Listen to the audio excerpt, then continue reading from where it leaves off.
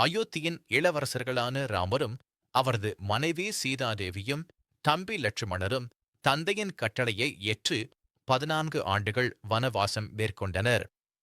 இந்த வனவாசத்தின் ஒரு பகுதியாக அவர்கள் பஞ்சவடி என்னும் அழகிய வனப்பகுதியில் ஒரு எளிமையான குடிலில் குடிபெயர்ந்து வாழ்ந்து வந்தனர். கோதாவரி நதிக்கரையில் அமைந்திருந்த இந்த பஞ்சவடி அமைதியான சூழலையும் அடர்ந்த மரங்களையும் பலவிதமான பறவைகளின் ஒலிகளையும் கொண்டிருந்தது. இங்கு அவர்கள் தங்கள் நாட்களை தியானத்திலும் எளிய வாழ்க்கை முறையிலும் கழித்து வந்தனர். ராமரும் லட்சுமணரும் வனத்தில் கிடைக்கும் பழங்களையும் கிழங்குகளையும் உண்டு சீதாதேவியுடன் அமைதியான வாழ்க்கையை வாழ்ந்தனர். இந்த காலகட்டத்தில் அவர்கள் பல முனிவர்களையும் ரிஷிகளையும் சந்தித்து ஆசி பெற்றனர். பஞ்சவடியில் அவர்களின் வாழ்க்கை தர்மத்தையும் அமைதியையும் பிரதிபலிப்பதாக இருந்தது. இது அவர்களின் வனவாசத்தின் ஒரு முக்கியமான கட்டமாக அமைந்தது.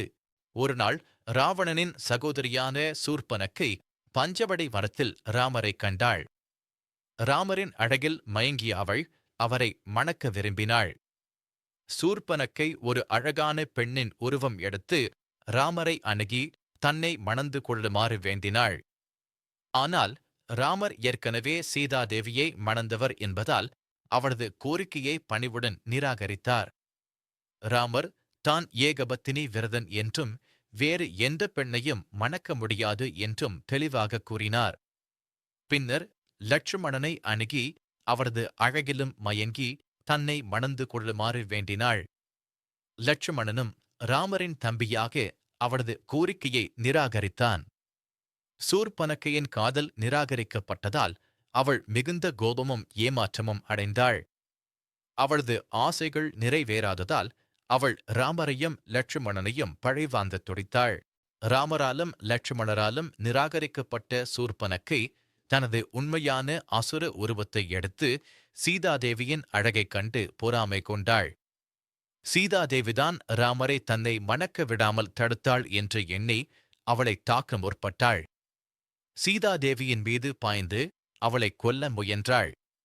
சீதாதேவியின் உயிரை பறிக்க சூர்பனக்கை முயன்றபோது லட்சுமணன் உடனடியாக செயல்பட்டு சீதாதேவியை பாதுகாத்தான். லட்சுமணன் தனது வாளை உருவி சூர்பனக்கையின் மூக்கையும் காதுகளையும் அறுத்து எறிந்தான். இந்த செயல் சூர்பனக்கைக்கு ஒரு கடுமையான பாடமாக அமைந்தது. அவளது அசுரத்தனம் மற்றும் சீதாதேவியை தாக்க முயன்றதற்கான தண்டனையாக இது அமைந்தது. இந்த நிகழ்வு ராமரின் குடும்பத்திற்கு வரவிருக்கும் பெரிய ஆபத்துகளின் தொடக்கமாக அமைந்தது. மூக்கையும் காதுகளையும் இழந்த சூர்பனக்கை தனது சகோதரர்களான கரன் மற்றும் தூஷணன் ஆகியோரிடம் சென்று நடந்த அனைத்தையும் கூறி முறையிட்டாள். ராமரும் லட்சுமணரும் தன்னை அவமானப்படுத்தியதாகவும் சீதாதேவியின் அழகே இதற்குக் காரணம் என்றும் கூறி அவர்களை பழிவாங்கத் தூண்டினாள். சூர்பனக்கையின் கோபமான வார்த்தைகளை கேட்ட கரண் மற்றும் தூஷணன் மிகுந்த ஆத்திரமடைந்தனர். தங்கள் சகோதரிக்கு ஏற்பட்ட அவமானத்திற்கு பழிவாங்க வேண்டும் என்று சபதம் செய்தனர். அவர்கள் தங்கள் ராட்சச படையை திரட்டினர். 14,000 ராட்சச வீரர்களைக் கொண்டு ஒரு பெரிய படையுடன் ராமரை தாக்க பஞ்சவடி நோக்கி புறப்பட்டனர். இந்த ராட்சச படை பயங்கரமான ஆயுதங்களுடன் ராமரை அழைக்கும் நோக்கத்துடன் முன்னேறியது.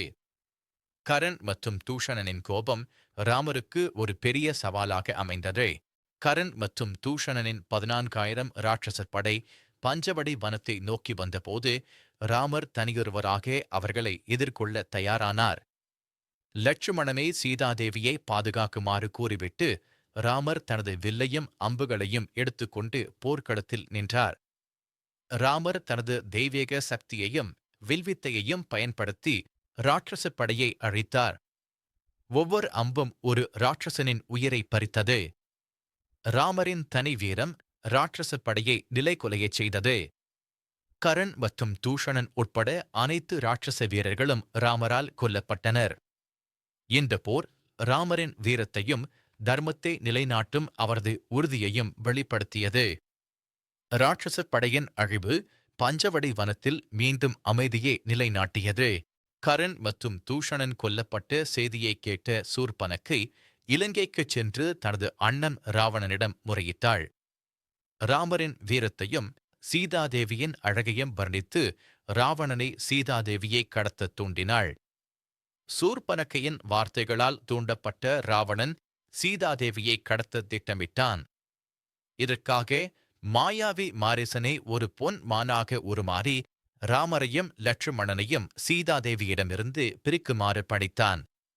பொன்மான் சீதாதேவியின் குடிலுக்கு அருகில் வந்து அவளது கவனத்தை ஈர்த்தது. சீதாதேவி அந்த மானை பிடித்து தருமாறு ராமரிடம் வேண்டினாள். ராமர் மானை பிடிக்கச் சென்றார். பின்னர் மாரிசன் ராமரின் குரலில் லட்சுமணா என்று அலற லட்சுமணனும் சீதாதேவியை பிரிந்து ராமரை தேடிச் சென்றான். இந்த சந்தர்ப்பத்தை பயன்படுத்திக் கொண்ட ராவணன் ஒரு சந்நியாசி வேடம் பூண்டு சீதாதேவியின் குடிலுக்கு வந்து அவளை பலவந்தமாக கடத்திச் சென்றான். சீதாதேவியின் கடத்தல் இராமாயணத்தின் ஒரு திருப்புமுனையாக அமைந்தது.